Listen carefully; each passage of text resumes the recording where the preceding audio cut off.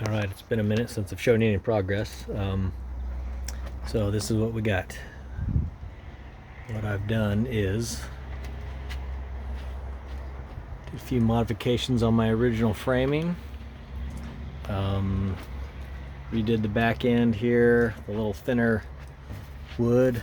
It's got basically 5 mil Luan on the back, lighten it up. It's feels pretty good. That's what I'd made my original airfoil out of for the first one. Took the foam panels. I think I showed those before. They were cut already to the shape I wanted. And what I did was I took and routed out the bottom part and basically where the frame sits, so that it just slides. Yeah, this one actually one-handed easier, slides right in there. So 2-inch panel. I routed out 1.5 inches to accommodate my framing,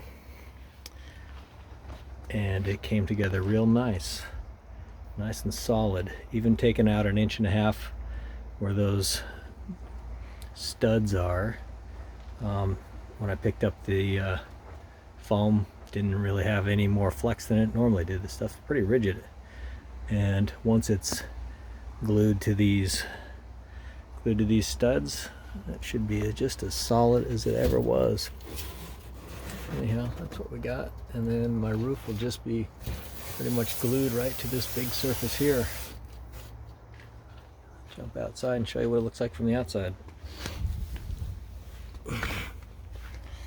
Dusty dog. So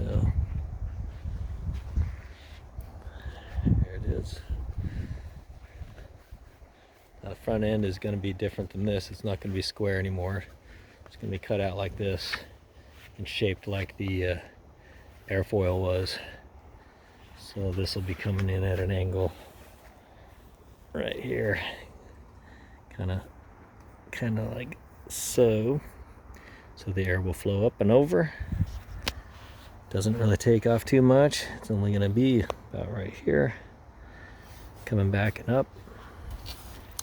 Roof line will come down, match up with this. You kind of see where this is basically where the cab is, so it's going to sit now behind the cab instead of sticking out to the side too much.